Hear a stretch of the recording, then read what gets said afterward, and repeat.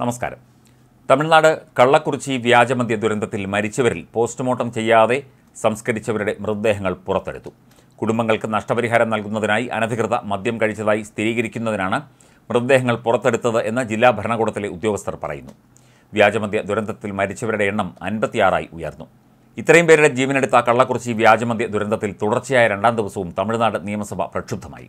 ദുരന്തത്തെക്കുറിച്ച് ചർച്ച നടത്തണമെന്നാവശ്യപ്പെട്ട് പ്രതിപക്ഷമായ AIADMK അംഗങ്ങൾ മുദ്രാവാക്യം വിളിച്ചതോടെ സഭയിൽ ബഹളമായി.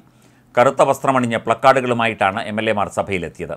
സഭ നിർത്തിവെച്ച് കള്ളക്കുറിച്ചി വിഷമദ്യ ദുരന്തം അടിയന്തരമായി ചർച്ച ചെയ്യണമെന്ന പ്രതിപക്ഷത്തിന്റെ ആവശ്യം സ്പീക്കർ M. അപ്പാവു നിരാകരിച്ചതോടെ പ്രതിപക്ഷം സഭ ബഹിഷ്കരിച്ചു. തുടർന്ന് വോക്കൌട്ടും നടത്തി.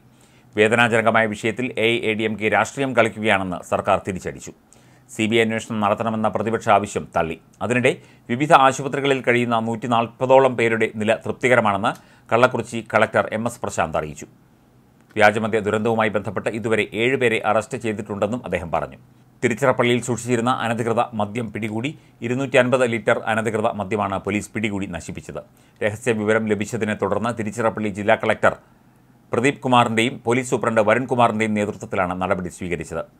കള്ളക്കുറിച്ചി വിഷമദ്യ ദുരന്തത്തിന് ഇടയാക്കിയത് വ്യാവസായിക ആവശ്യത്തിന് ഉപയോഗിക്കുന്ന പഴകിയ മെഥനോളാണ് എന്ന് കണ്ടെത്തി. തെറ്റായ അനുപാതത്തിൽ വാറ്റിയതാണ് കള്ളക്കുറിച്ചി വിഷമദ്യ ദുരന്തത്തിന് കാരണമായത് എന്നാണ് പോലീസിന്റെ പ്രാഥമിക നിഗമനം. കള്ളക്കുറിച്ചിയിലെ വാറ്റുകാർ അനധികൃതമായി സ്പിരിറ്റ് വാങ്ങിയിരുന്നത് വെള്ളിമലയിൽ നിന്നാണ്. എന്നാൽ കഴിഞ്ഞ പ്രാദേശിക തെരഞ്ഞെടുപ്പിനെ തുടർന്ന് വ്യാപകമായി റെയ്ഡ് നടത്തിയിരുന്നു.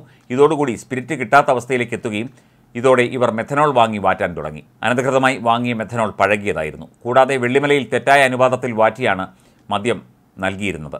ഇവിടെ പോലീസ് റെയ്ഡ് നടത്തുകയും ചെയ്തിരുന്നു. ദുരന്തത്തിന് ഇടയാക്കിയ വ്യാജ ചാരായം വിറ്റ ഗോവിന്ദരാജുവും ഇവിടെ നിന്നാണ് സ്പിരിറ്റ് വാങ്ങിയത്. ഇതോടെ ഇയാൾ സ്പിരിറ്റിന് പകരം മെഥനോൾ വാങ്ങാൻ തുടങ്ങിയെന്നും പോലീസ് കണ്ടെത്തുകയായിരുന്നു. അതേസമയം വ്യാജമദ്യ ദുരന്തത്തിൽ മരണസംഖ്യ ഉയരുകയാണ്. ഇപ്പോൾ 56 പേർ മരിച്ചു എന്നുള്ള വിവരമാണ് പുറത്തുവരുന്നത്. വിഷമദ്യ ദുരന്തത്തിൽ മുഖ്യപ്രതിയായ ചിന്നതുരയെ കഴിഞ്ഞ ദിവസം പോലീസ് കസ്റ്റഡിയിലെടുത്തിരുന്നു. ഇയാളെ ചോദ്യം ചെയ്ത് വരികയാണ്. കൂലിവേലക്കാരായ പാവപ്പെട്ട തൊഴിലാളികളാണ് ദുരന്ത ബാധിതരിൽ എല്ലാവരും തന്നെ. ചൊവ്വാഴ്ച രാത്രി ഇവർ ജോലി കഴിഞ്ഞ് എത്തിയ ശേഷം വ്യാജമദ്യ വിൽപ്പനക്കാരിൽ നിന്ന് മദ്യം വാങ്ങി കഴിക്കുകയായിരുന്നു. തുടർന്ന് വീടുകളിൽ എത്തിയ ശേഷം ഇവർക്ക് ശാരീരിക അസ്വസ്ഥതകൾ ഉണ്ടായതിനെ തുടർന്ന് ആശുപത്രിയിൽ പ്രവേശിപ്പിക്കുകയായിരുന്നു. കള്ളക്കുറിച്ചി വിഷമദ്യ ദുരന്തവുമായി ബന്ധപ്പെട്ട് പ്രദേശത്തെ ബേക്കറി ഉടമയെ അറസ്റ്റ് ചെയ്തിട്ടുണ്ട്. ജ്യോതി ചിപ്സ് എന്ന പേരിൽ ബേക്കറി നടത്തുന്ന ശക്തിവേലാണ് ഇപ്പോൾ CBCIയുടെ കസ്റ്റഡിയിലായിരിക്കുന്നത്. നേരത്തെ മദ്യം വാറ്റുന്നതിനായി ആന്ധ്രയിൽ നിന്ന് പഴകിയ മെഥനോൾ അനധികൃതമായി എത്തിച്ചതായി അന്വേഷണ സംഘത്തിന് വിവരം ലഭിച്ചിരുന്നു. തുടർന്ന് നടത്തിയ അന്വേഷണത്തിലാണ് ബേക്കറി ലൈസൻസിന്റെ മറവിൽ മദ്യത്തിൽ കലർത്താൻ പ്യൂരിഫൈഡ് ടർപ്പൻറ്റൈൻ ഓയിൽ കൂടി എത്തിച്ചതായി അന്വേഷണ സംഘം തിരിച്ചറിഞ്ഞത്. ശക്തിവേലിന്റെ GST ബിൽ ഉപയോഗിച്ചാണ് പ്രധാന പ്രതി മാതേഷ് പ്യൂരിഫൈഡ് ടർപ്പൻറ്റൈൻ ഓയിൽ വാങ്ങിയിരുന്നത്. വ്യാജമായി നിർമ്മിച്ചിരുന്ന മദ്യത്തിന് കൂടുതൽ ലഹരി പകരാനാണ് പ്യൂരിഫൈഡ് ടർപ്പൻറ്റൈൻ ഓയിൽ ഉപയോഗിച്ചിരുന്നത് എന്നാണ് നിഗമനം.